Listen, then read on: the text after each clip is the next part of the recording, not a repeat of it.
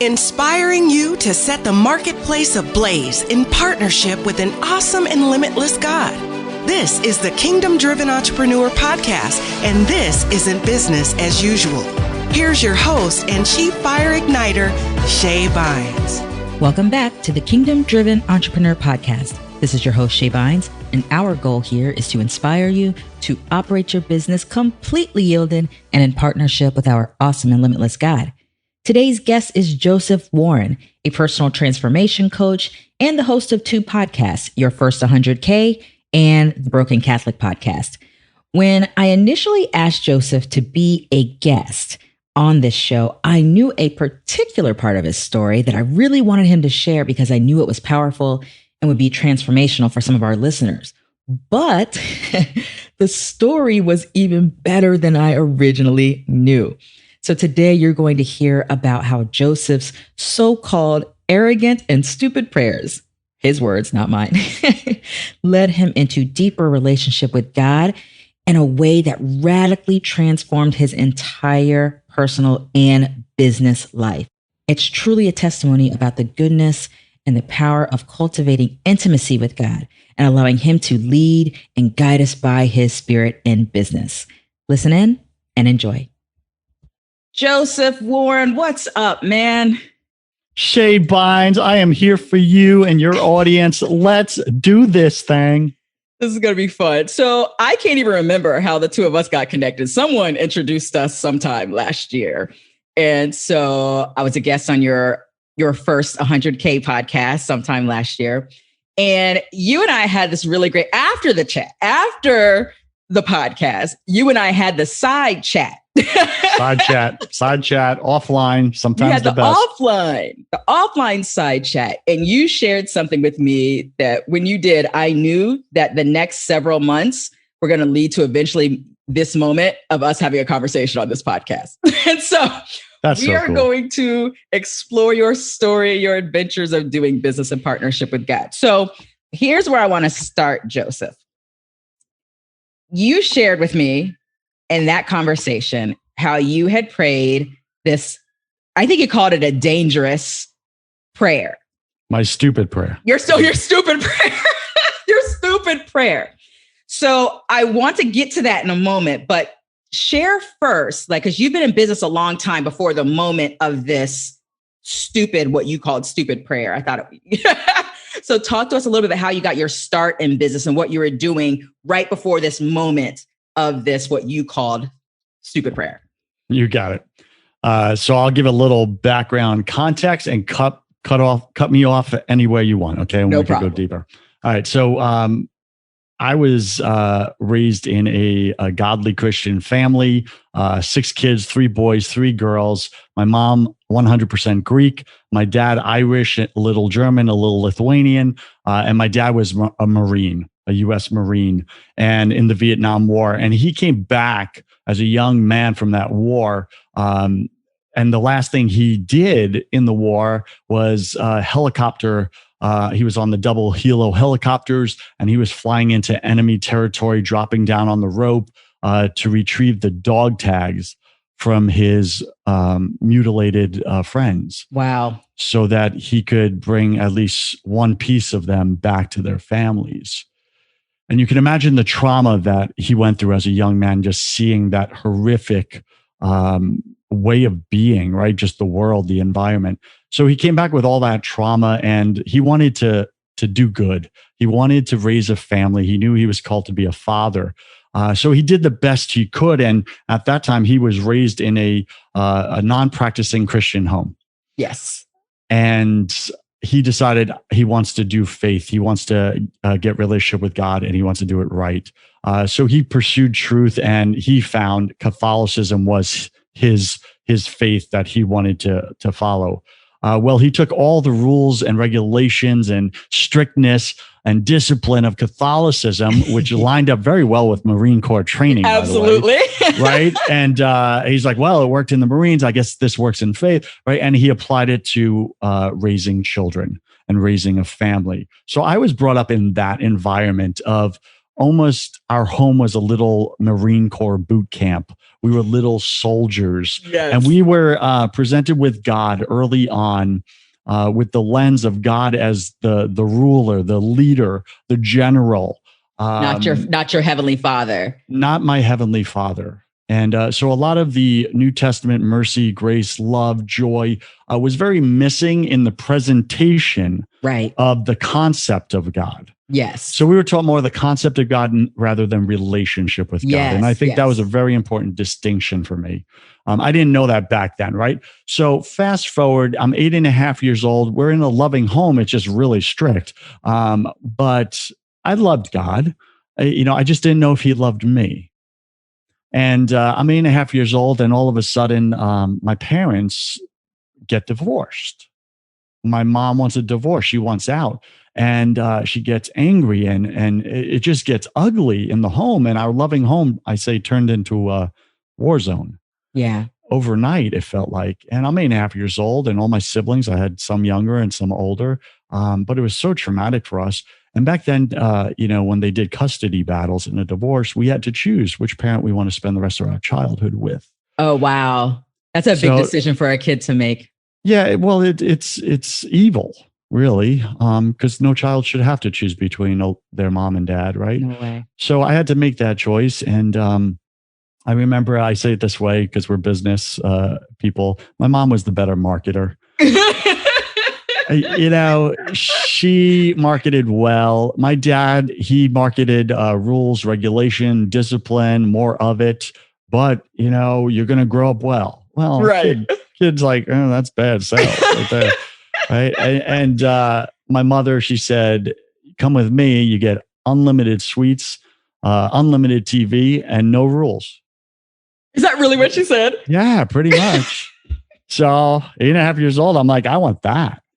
So I chose her, and 4 of us chose her, and the 2 older ones, a boy and girl, brother and sister, they chose my dad because they were more mature. But the point was this: during that custody battle, it lasted 2 years, and it was really ugly. And the enemy entered our home. That's when it happened. And I remember, and this isn't to put anyone under the bus, I love both my parents, and I have healed and forgiven and asked for forgiveness with both my parents. And we got great relationships now. Back then, 8.5 years old, my mother whispered into my ear over and over again, your father never loved you. Wow. It was all a lie. He's been pretending your whole childhood. Pick me. And she said this over and over again. And you know what happens when you hear a lie enough times, it becomes what? That's your reality. That's your truth. Yeah, it becomes your truth. Exactly. And at 8.5 years old, I was so shattered by that. Like, what do you mean my dad doesn't love me? What do you mean he was pretending? So I fought it. I remember I fought it that on the inside, just for my own, I guess, sanity and survival. And I thought to myself, well, if my dad doesn't love me and he's been pretending, well, I just felt like total betrayal from him. But if he wasn't pretending and he does love me, then what kind of mother would say that to her child? Right. And I felt betrayal from my mother. So I had betrayal from both my parents, and I internalized it. And as children, we create limiting beliefs. And I made a statement to myself subconsciously. And in that moment, at 8.5 years old, I chose I would never love again. Wow. I would never let anyone into my heart again, because I never wanted to feel that again, that betrayal, that hurt, that pain. And that painted the rest of my life, really. For the next 20 or 30 years, I just blocked out relationships. When girls got too close in my dating relationships, they started saying, I love you. I would cut them out of my life and make it their fault. Yeah. Because they were getting too close to that sacred spot. Yeah. But fast forward, you asked a business question, but I want to give that context. That context is important for your story. Yeah. That's how I entered life. Yeah. And it's not to say, oh, woe is me. We all have our stories. Every listener right now listening has their own version of that in some way, or some version of how God was presented to them, not accurately. Right. And it was the concept of God rather than the relationship with a real creator, our maker. Yeah. So fast forward 19 years old, I wanted out of Dodge, so to speak. I wanted out of the home as fast as I could. It was dysfunctional. There was just a lot of negativity. And I started reading Tony Robbins books and self-improvement, all that happy stuff. And I was like, it opened up a whole new world to me. And I was like, I want that. And I want that. And I remember I partnered up with some guys early on at age 19. We started a professional fundraising company for national nonprofit charities, which just meant we had a team of people, a marketing company for profit that went out and raised money for great nonprofits so that they could do their causes because they weren't great at raising money. Right. And we did very well. Within 12 months, we raised $2 million. And we said, what the heck did we just build? And you were at 19 years old? 19 years old, correct. Wow. Yeah, my partners were a little older and more seasoned. So they were the business side of it. And my skill set, I didn't know back then, but my skill set was I had that charisma. I had that fire, that drive that people wanted to follow. I had leadership that God had put in me I didn't know. Yes. So I brought on the people. I was going to say, they put you out front, essentially. Yeah, exactly. Right. They're like, all right, Joseph, you build the thing. We'll build the business and the process and the systems, bring in the people. Yeah. And I did. And then I went out and trained them on how to get donations, et cetera. And we did very well. And then we duplicated that model successfully into multiple cities, $2 million in each city. And then 4.5 years later, after working 110 hours a week, I burnt out. Naturally. And I semi-retired at the age of 24 and a half years old. Oh my gosh. And I semi-retired to Scottsdale, Arizona, where I successfully partied away all my money until I hit rock bottom. So it's funny because you said that, and I was just about to ask you before you said that, where were you with so there was no relationship with God at this point. There was the concept of God still that you grew up with. So there was no walking this thing out intentionally with God and growing in relationship. You were just like, I've got some happy news from Tony Robbins. I'm going into some self-improvement. I'm going to just kind of do the best I can and enjoy life and do good for people. And that's where I'm at. That's well said. When I made that unconscious decision never to love again, it showed up years later, right? When I'm a young teenager and I start to see, like you said, all this happy talk and these false worldly gods and worldly wisdom. And I wanted nothing to do with the biblical version of God, the Old Testament God, which was wrath and judgment and condemnation and sin and hellfire. That's all I remember. Now, I'm sure my parents spoke about his love and mercy and stuff like that here and there, but it was not proportionate to the fear.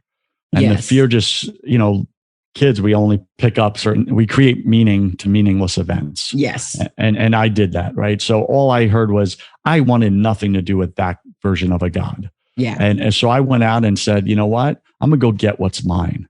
The world says if I get money, if I get success, if I get pleasure, I'm going to be happy. Yes. Well, I started chasing those false gods. Those were my three gods. I got all three very successfully. Yes.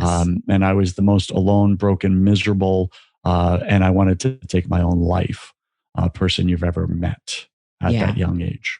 Wow. So then when did you start? I actually knew none of that aspect of your business story. I knew about some of the relational things growing up, but I did not know about some of that. So then when did you, I guess, fast forward a little bit, when did you start the business that I was aware of with you doing the co-working space, and you built that business up to the point of, again, financial success, automation, all of those things? Like, when did that happen? And then when was the God moment where you're like, I'm embracing relationship and let me explore that? Yes. So that was years later. I'd say about almost 20 years later, 15 years or so. So after that successful business venture, and then I burned through all the money, I hit rock bottom. I'm suicidal. I want to take my own life. I called my oldest sister, and she said, why don't you move to Florida where I live, start your life again. So I did. And that was very humbling because I was at the top. I had 50 employees. I was making a killing. Everyone looked at me like I was the boss. And now I was sleeping in a bunk bed at my sister's house in Tampa, Florida, starting with nothing. So God allowed me to come back to my senses. Yeah. After the pigsty, experience. And I was surrounded by her children who were just pure innocence and love and joy. And I woke up, I remember that first day I got there, and I woke up the next morning, and it was just, little kiddies jumping on the bunk bed. Uncle Joseph, Uncle Joseph, Uncle Joseph. And I had just come from total darkness. Yes. Into God's light and love. Yes. And I didn't know how to articulate all that back then, but God was loving on me. And it was a long process later. Here in Tampa, I probably went through about 8 or 9 businesses. Yeah. Oh, wow. All failures. Yeah. So I failed probably the next 9 to 10 businesses, I'd say. And that was very disappointing. So I wrestled with chronic disappointment and blaming God for it. Like, why won't you let me get back up, et cetera. And, but I still wanted nothing to do with him. Not in that way. I mean, I was still going to church and getting back into the motions of religion. But I didn't know how to access relationship. No one had ever taught me that. And then it was until, so now I was late 30s, right? So fast forwarding here, late 30s. And I started, actually one of my buddies, a Baptist guy. Yeah. And Southern Baptist. And he was like, he knew I was out chasing girls and doing my thing and barely getting by financially and all this stuff. And he was like, hey, Joseph, he's like, you want to go to a worship service this Wednesday night? And I was like, no. Right. Like, why would I? Right. And he goes, there'll be 100 pretty single girls there. And I was like, what time? Good marketing again. Good marketing again. God knows how to get me. It's all about the hook. It's the hook. So I showed up that evening, Shay, and he was right. There was 100 or so pretty single girls.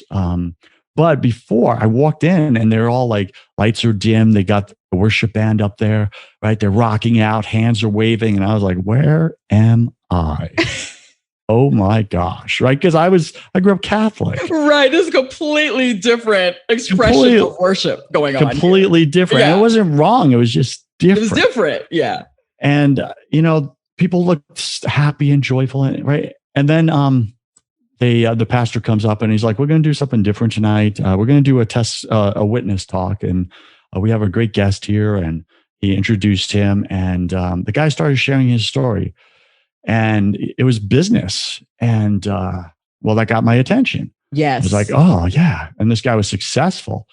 Not just successful, he was a billionaire here in Tampa with a B.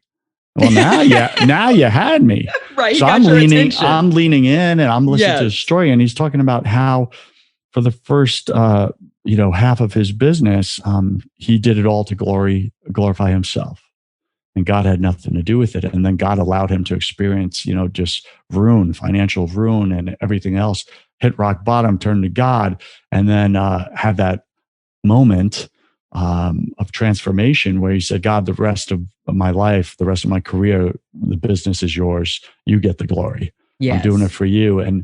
And so he's sharing this, and he started talking about marketplace ministry. I had never heard that before, that term. I'm like, what the heck is that? He's like, your business is a ministry. Stop thinking it's for you and it's for your glory. It's not. It's for God's glory, right? And you have to give it up. You got to give it to him. And this was like a foreign language. Yes, to me. And but I was so intrigued, and the Holy Spirit prompted me in that moment. There was just this inner voice of, go speak to him when he's done, right? Go speak to him. So I did.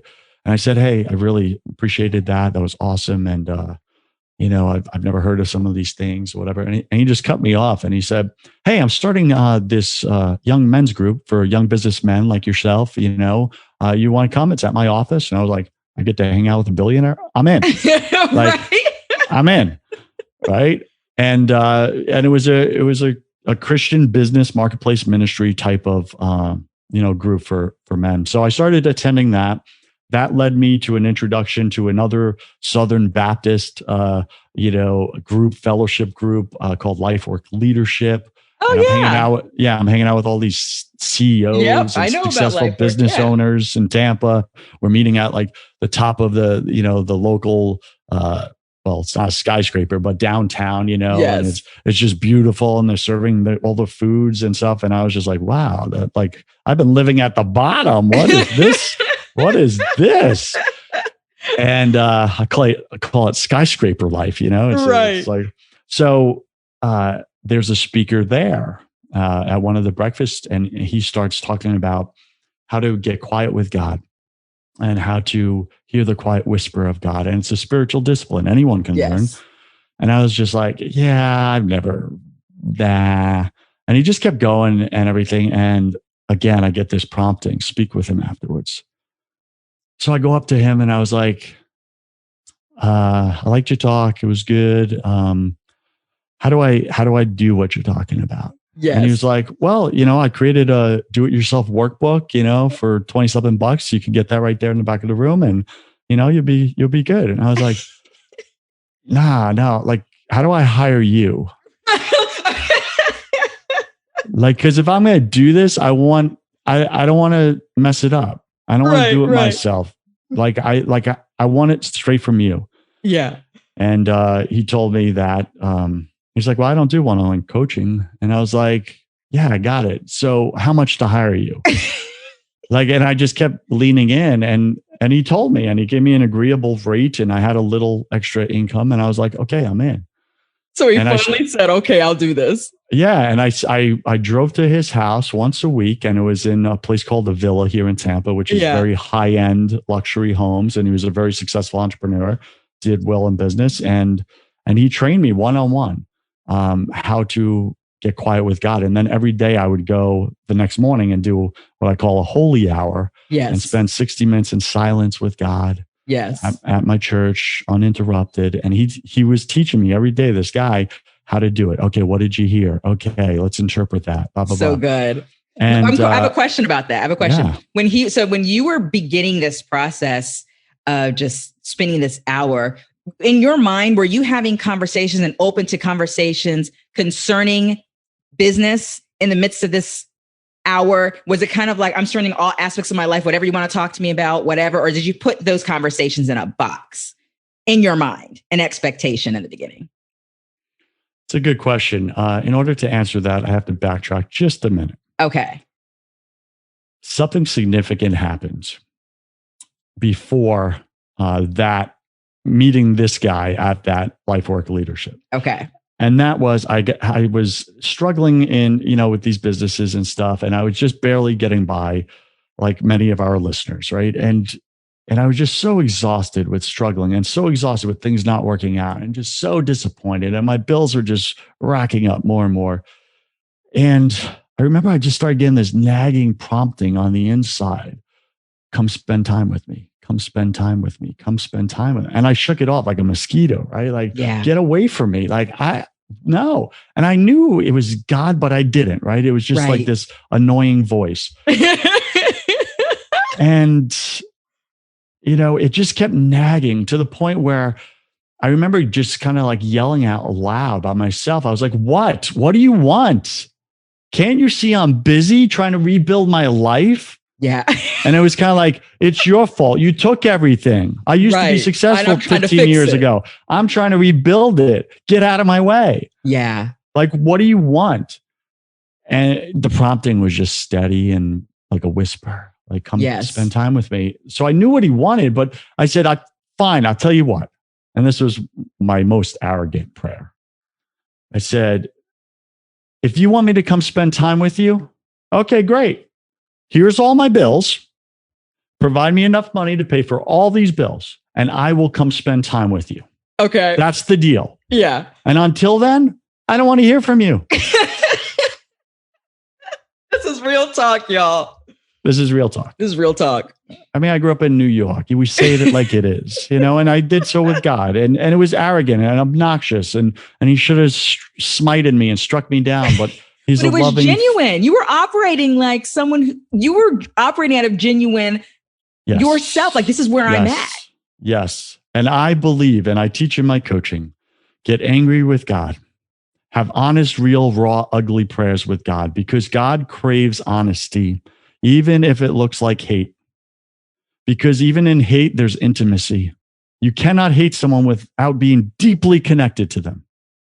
Indifference is the worst. That's what God pukes out of his mouth. That's the lukewarm, right? But you can hate on God if you come to him. because it pulls you to him. And just tell him what's so. Tell him why you're mad. Tell him where were you when I was a little kid? Where were you when I was, hurt or raped or, molested? Where were you? You didn't protect me, God. Some of your listeners, this has happened to. Yeah. Like, get honest with those him. Conversations with right. him. So I had that angry, honest, raw conversation with him, and the voice just diminished. It's like it went away. And I was like, finally, thank you.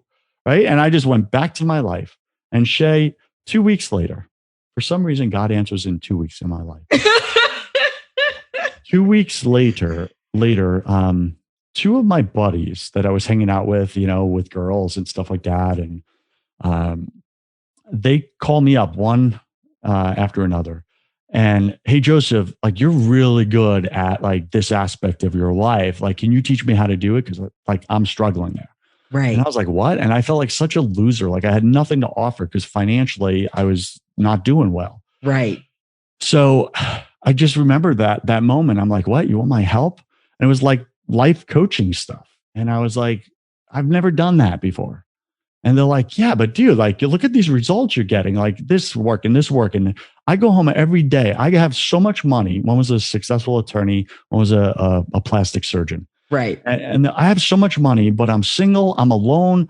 I have no one. I'm lonely. I'm depressed. I go eat dinner by myself every night at expensive restaurants. And then I go home and watch TV and go to sleep and then repeat. And I was like, that's kind of sad, dude. Like, but that was their life, even with all the money. Yes. And they said, which you could relate to.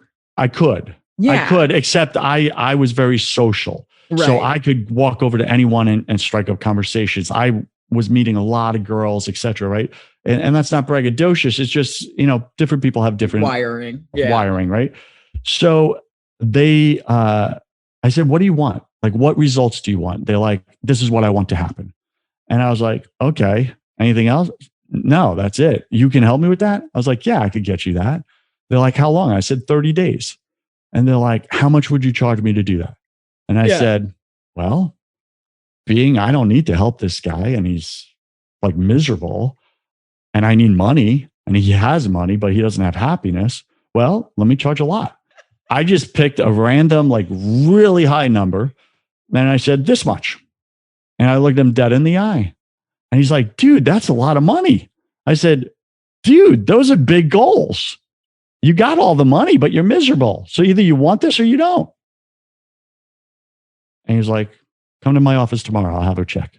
This is hilarious. Like, okay, but I do have a question in the midst of the timeline. So you got to help me with this. Sure. These conversations that you're referring to, this happened after you had already had that encounter with the guy and he had helped you to have your quiet moments. And so you were in a rhythm of having holy hours and just hearing, responding, like you were already in that place when those conversations were happening, or was all this happening at the same time? Yeah, great question. And I acknowledge I made that confusing. After I met the first guy, the billionaire, in between the billionaire and the next guy teaching me how to pray is this story. Got it. It's almost like God was taking each of these stages with you. And in each of these stages, you were in the midst of building a business, which you now have. But we haven't even talked about the business that you had before this. So I'm seeing, as someone who's had a conversation with you and knows a little bit of the end story, it's so funny to hear how God was just meeting you at each step, building up to where you're now is. Now, let me be clear to you and to your audience, Shay. I had no clue that was happening. Right. Okay. It's all hindsight. These were all blind spots to me. God was just annoying me at that point in my life, right? Like getting in my way.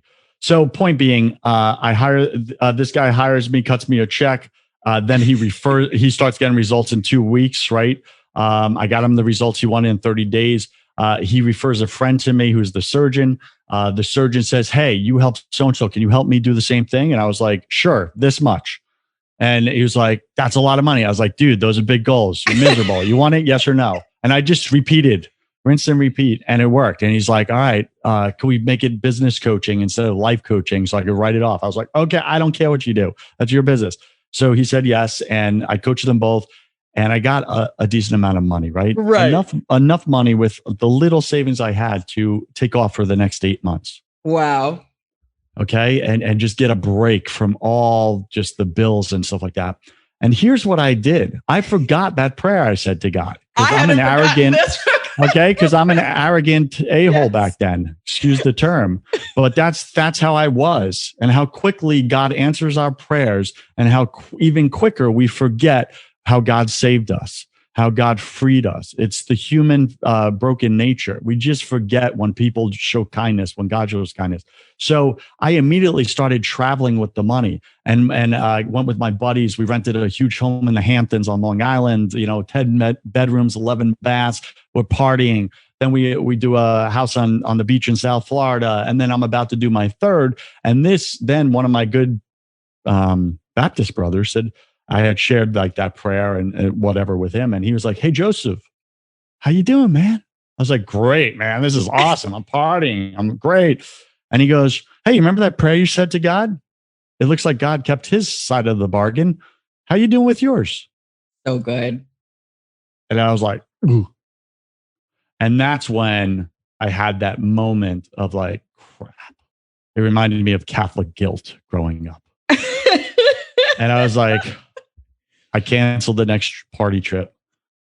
I showed up at my church the next morning and I said, "God, I'm here.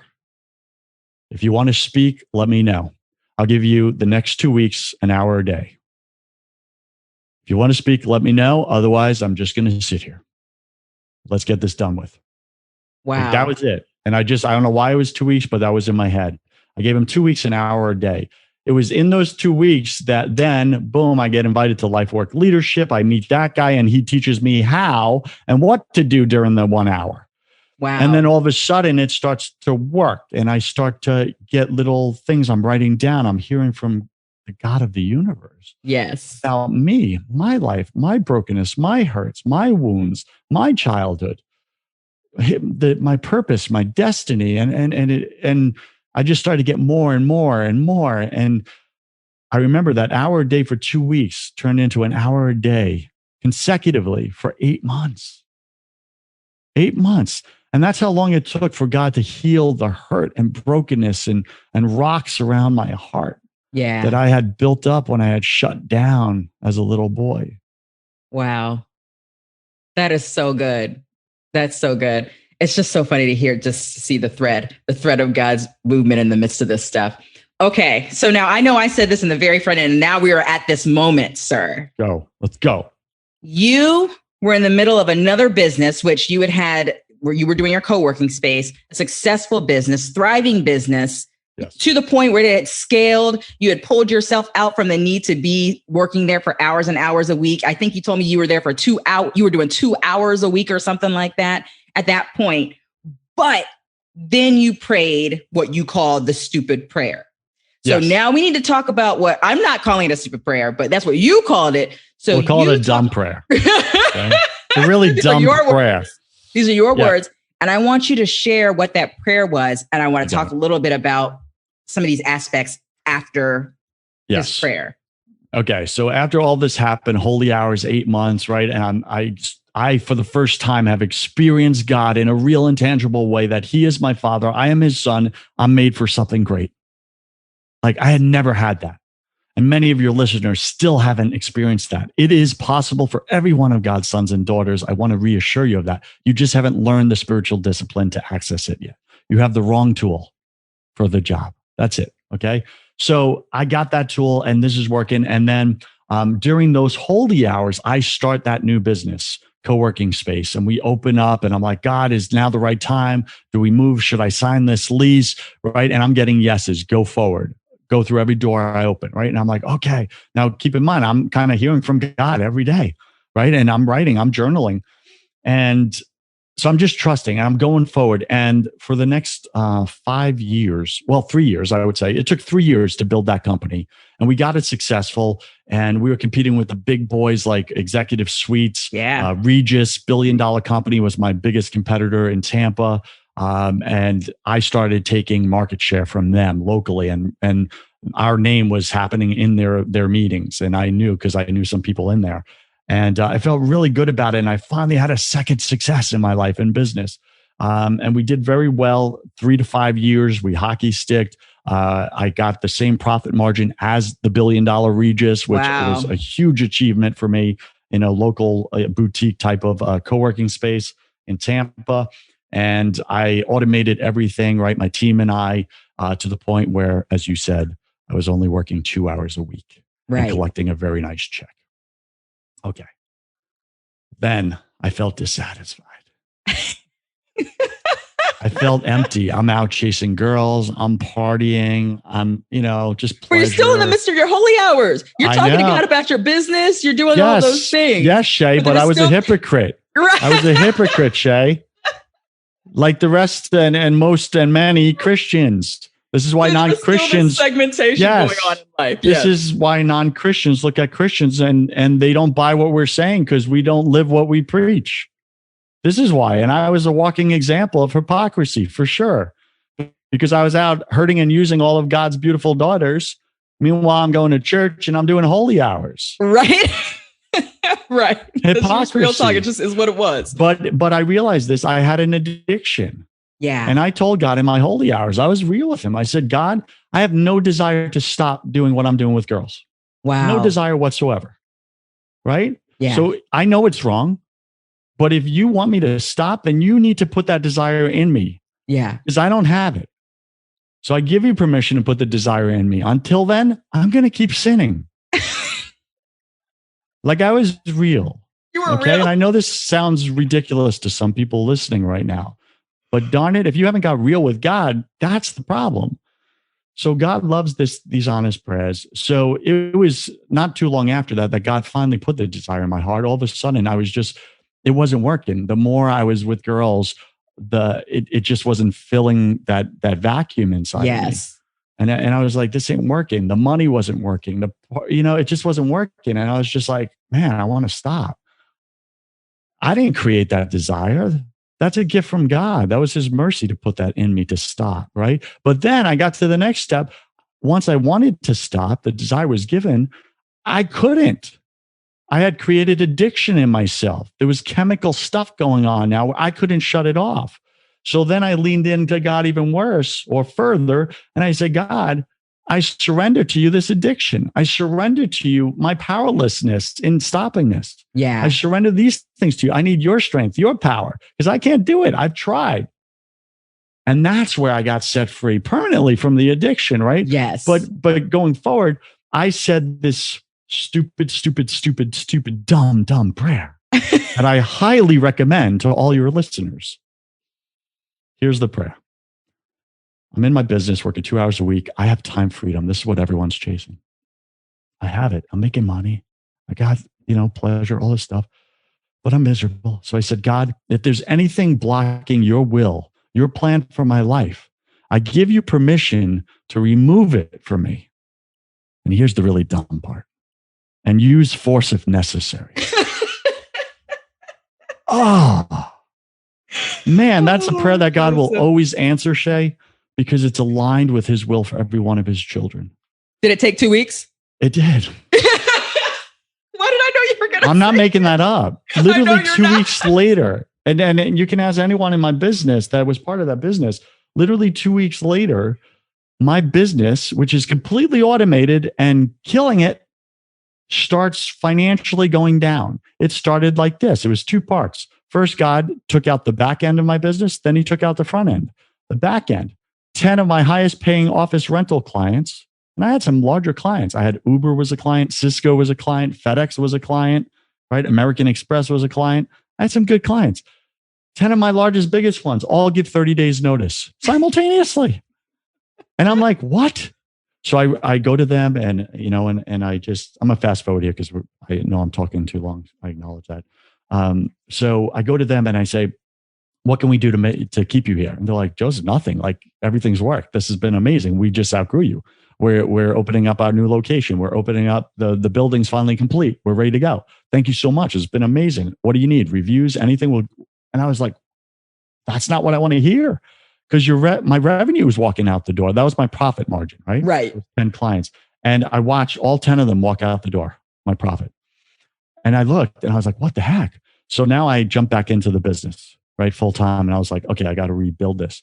But just as I'm doing that, all of a sudden, our phone would ring automatically because we had everything automated with Google Maps and Google Search. That's where I got all my leads from, and we were crushing it.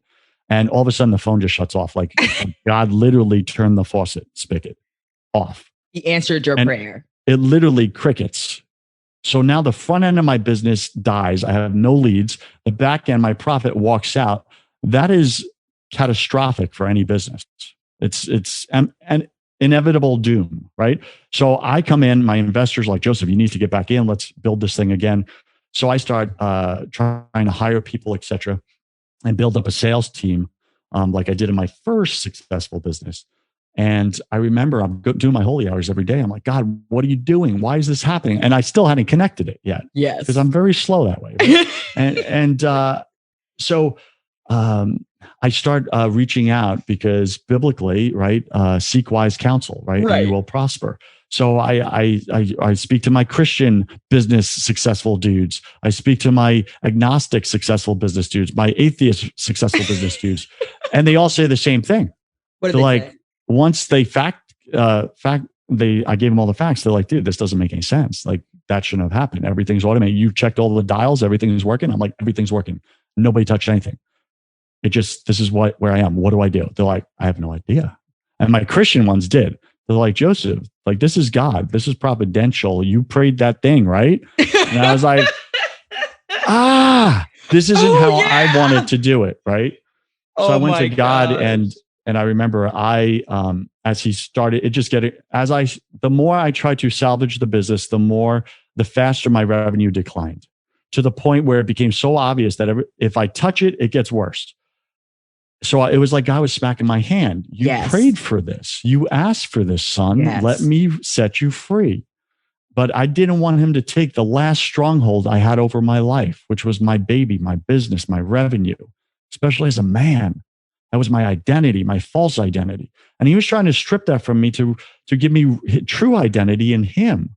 It's not what I do. It's who I am. It's who he made me to be.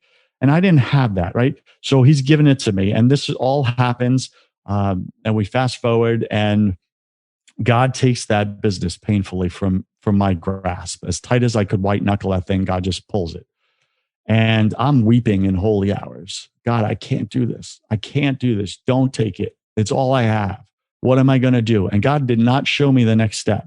He did not show me the light at the end of the tunnel. He let me sit in the darkness of the tunnel, him with me, alongside me. Yes. And the only thing I had going right in my life at that time was my holy hours. It was the only thing I had any control over. Show up and do the time with God. Everything else I had no control over. I was powerless. He was taking it. And that's such a powerful lesson for anyone listening right now, because you may be in that storm right now, financially, in your marriage, in your relationship with your kids, where you literally feel powerless. The only thing you have control over is putting in the time with God, sitting with him. That's the only thing. And I did that one thing right when everything else I was doing was wrong. Yeah. And it was through that faithfulness, not to praise me in any way, God put that in me, but through that faithfulness that God saw me through and pulled me out the other side. And the business went up for sale. We had to sell it because it hit financial lows. Right. And I sold it. And I remember, Shay, as I'm signing the paperwork, the acquisition, after 5 years of sweat, blood, tears to build this thing successfully, as I'm signing it, I remember looking at our P&L. And that month, after I had stepped out of the business, because I had fully stepped out, right? I'm leaving out a lot of details here. Right. But when I stepped out of the business, that month, as we're selling it, it hits an all-time high. The spigot turns back on. Phone starts ringing. I'm not even in the business anymore. I'm literally sitting at home doing holy hours and not showing up. My investors are calling me, a hypocrite. You're not a man of integrity. What kind of Christian are you? What kind of man just deserts his business? I was like, God wants me out. He made it clear. So I can't touch anything. Wow. He's doing something. And you don't need to believe me. I know I sound crazy. I get it, but I don't answer to you anymore. I answer to him. Come on. And I have those real conversations. I remember the new owner, he's sitting with me and he's like, Joseph, he's like, 3 months ago, your business was like killing it. What happened? Right. Why are the numbers so low? And I said, well, let me be honest. And I shared this story. And I shared about God and I prayed. And like, who says this in a business meeting? All my investors are there and stuff. And he just looks at me, leans back, and he believed me. And he goes, okay. And I said, listen, bottom line, this is my story with God. This has nothing to do with you. This business is gold and you're going to kill it in it. Everything works. So I wish you the best with it. And he goes, wow, I want your business. And he took it. And that's when we watched the revenue just spike up on its own. The business is killing it. And it was so insulting. I was like, God, really? Really? And you have no income for me and nothing on the horizon? Okay. Wow. Okay. I'll see you tomorrow in the holy hour. Come on. And then it was months later, he started to put, I want you to coach. I want you to, work with business owners. I want you to teach them how to find me in the silence of that 60 minutes every morning, the way I showed you. I taught you. I gave you your purpose. I gave you your identity. My children are starving. And then he put the mission, the calling on my life, bring my sons back to me. And that's what I do now is I help men blow up rocks in their life that are standing between them and God, them and their wives, them and their kids, them and true success. Bro. What a wild and crazy yet awesome adventure with God. I love that. I understand that in those moments, it's like, what a stupid prayer. Oh, well, what a frustration, what an aggravation, all this stuff. But it's like you're seeing the character of God in the midst of every detail of your story. It's like he met you, his son, as he knows his kids, how to deal with his kids. And as I hear your story, I just see the faithfulness of God in every aspect of your story. And I love how you showed up real. The breakthrough was in your willingness to be authentic with God, regardless of how you felt you wanted, in terms of how you wanted to relate with him or not. And then you get in the discipline of these conversations with him. And even though you had some other stuff that he had to deal with those things and kind of get an alignment between how you believe you're supposed to be living and all of that. But in the midst of all of that stuff, you were always real. And that authenticity is powerful, not just with each other, with other people, but with God. And so I hear that in your story. I love the way he answered your prayers. Even I understand that it was painful and agitating and all of that goodness.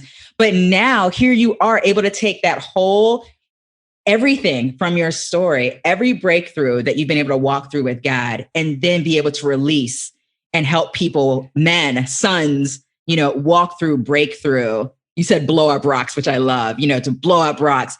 And because you have developed the discipline of listening to the Holy Spirit, now as you work with people, you're also able to listen to the Holy Spirit to help them as they're blowing up their rocks. Dude, this was gold. I'm loving it. I love this adventure, and I'm so excited about what you're doing and the breakthrough. I already know that men have been experiencing because you've been already, at this and doing this. You've got hundreds of hours and helping people. So I'm excited about what you're doing. We got to close, but I need you to be able to share how people get connected further with you. These sons who want to blow up their rocks, where do they go? What do they do? Let me speak straight to your listener right now. Have you tried absolutely everything and nothing has worked? Have you tried therapy? Have you tried coaching? Have you tried counseling, Christian counseling, but nothing's worked for you or for your spouse? You just want better communication. When you wake up in the morning, do you feel like you want to crawl under a rock? Is your brain so scattered and foggy at this point that you're not following through with things? You're not keeping your word in the matter. You're letting people down, maybe your own spouse or kids. Do you have way too much on your plate, too many rocks on your plate, and you're getting more and more frustrated, which is turning into anger? Are you battling addictions right now? Are you an amped up or frantic person with a lot of anxiety and you're off and on of bipolar or depression medicines? If any of these you connect with, then what I do is specifically this. I do not do therapy. I do not do counseling. Those are for people who want to talk about their problems or learn different ways to cope and manage their problems. I don't do that. Reach out to me if you want to get rid of your problems permanently. Like, be done with the addiction, be done with the medications, be done with the escaping your life because you just feel so powerless in it. If you want those results and you want peace, it's what we all want. We're all chasing it. We had it as kids, but we lost it because life beat the peace out of us. If you want peace, that's what I sell. And it's God's peace. So you can find that at josephwarren.net or blowuprocks.com. You can schedule a call with me, complimentary. I'll contribute 30 minutes of my time into your life. We'll get clear on what you actually want. Then we'll see if you want to work together. And that's me interviewing you to see if you're ready. Are you ready to do what it takes? Some people try to come to me, but they're not ready to be coachable. They're not ready to get rid of their problems. Again, if you don't want to talk about your problems anymore and you've tried everything, but nothing has worked and you want to permanently get rid of them, go to josephwarren.net or blowuprocks.com and let's see if I'm your guy. Blowuprocks.com. Joseph, you're a delight. Thank you so much for sharing and just your pure honesty of your story. It's so good. And I'm so glad that you've shared it. So thank you. Shay, I absolutely love you. God loves you. And the work you're doing is so impactful in this world. Thank you for having me on. Oh, that was a good conversation with Joseph Warren. I truly appreciated the level of transparency that he brought to the table. I have with me Mr. Phil Vines, CEO of Kingdom Driven Entrepreneur. How's it going, Phil? All is well, my love. Awesome. All right. So it's takeaway time with Phil. Oh, that's what we're calling this segment? I just made that up. What stood out for you, babe? Well, I tell you what stood out for me is, the fact that you have to get real with God. When you get real with God, he'll meet you where you are. Like, it's so funny because like we pretend like God don't know all things. Right. And the truth is he knows everything before, we can even mention it. He knew it before we even got to the point where we were in the mess because he lives outside of time. He knows all things. So that was very important. Get real with God and he'll meet you where you are. Yeah, that's good. I talk about that a little bit in the Kingdom Driven Entrepreneur's Guide, Doing Business God's Way, around this whole thing around intimacy is everything. That's such an important element of intimacy with God, is not us coming to him with being fake, but coming to him just real and raw, whatever that looks like, because he can handle it. He created you. He already knows anyway. But there's a lot of power in that for us and freedom in that for us, and gives God access to things that normally we wouldn't be allowing him access to because we're too busy hiding. Mm-hmm. For sure. Yeah. So it's like intimacy with God is like, yes, I want to hear what you have to say to me, but I also have things I want to share with you. There's things you want to share with me, and we're just going to keep it real with one another. What else you got? Well, I think that point rolls right into my second point, which is my second takeaway, which is, God wants to free us from our dysfunction, but he's a gentleman. He's not going to just push his way in and do it. We have free will and we have to give him access. And so his story, gave many examples of where he had to give God access. And sometimes the way he gave access, he called crazy or stupid prayers. You called them stupid prayers? Mm-hmm. Oh, it's that yielding and that surrender that we have to have. I mean, if you think about that, even just in your day-to-day operations of your business, it's like, I think there's things that people believe for in business and have expectations for in business, or even believe, they're believing God for something that he spoke to them, or showed them. But there's this assumption that it's just going to magically happen when there's a partnership and a surrender and a walk and a process that's mind renewal, getting rid of junk, changing our thinking, all that stuff. And it's just like, it's just not automatic. It's a walk, this thing called kingdom-driven entrepreneurship.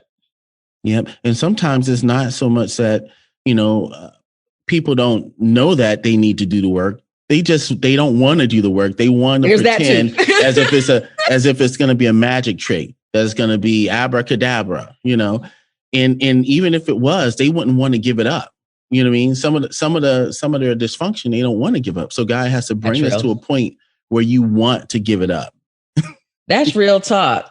Yeah. That's real talk. Sometimes it's a lack of awareness. Sometimes it's an ignorance and sometimes it's a straight up, I don't want to. Mm-hmm. I want to, but I don't want that. Like, I want this, but I don't want that, if that's what it takes for that. Mm-hmm. For sure. Oh, goodness. So yeah, I think that there's so many elements of his story that probably speak to hearts of people who are listening. And so that's good. I'm super glad that we had him on. All right. So before we go, Mr. Bynes, why don't you talk a little bit about Firestarter School, the basic training around kingdom-driven entrepreneurship, as you call it, so we can invite people to experience that before we get out of here. Yeah, well, Firestarter School, like you say, my love, is basic training. We want you to connect to the heart of the movement, and no better way to connect to the heart of the movement than to hear, the heart of the founder, which she pours out in Firestarter School. So Shay Bynes has poured out her soul into Firestarter School, and we want you to connect to that soul that she's poured out, Oh, I never know what's going to come out of your mouth. So yeah, so it's about 3 hours of mentoring and teaching around just some of these basic beginning shifts that we need to make, fundamental shifts to operate as a kingdom-driven entrepreneur. And so if you want to get access to that, you can head over to kingdomdrivenentrepreneur.com/Firestarter School. And we make it pretty simple. It's actually available at the price of your own choice. So when you go over to kingdomdrivenentrepreneur.com/Firestarter School, you will prayerfully choose your price. And then you will go ahead, check out, and get instant access to the training. And so we encourage you to avail yourself to that and just get further connected into what's going on here with KDE. So Phil, anything that you want to share before we hop off? Yeah. Go ahead. Every need can be met by a seed. So look for ways to sow into other people's life, the things that you want to receive. Amen. Amen. All right. Good word, Mr. Bynes. All right, you guys, we'll be back with you next week on the next episode of the Kingdom Driven Entrepreneur Podcast. Take care, everyone, and God bless. Thanks for joining us on the Kingdom Driven Entrepreneur Podcast. If you've enjoyed what you've heard today, we encourage you to subscribe and spread the word. And don't forget, you can gain access to even more resources, plus a thriving community of fire starters by visiting our website at kingdomdrivenentrepreneur.com.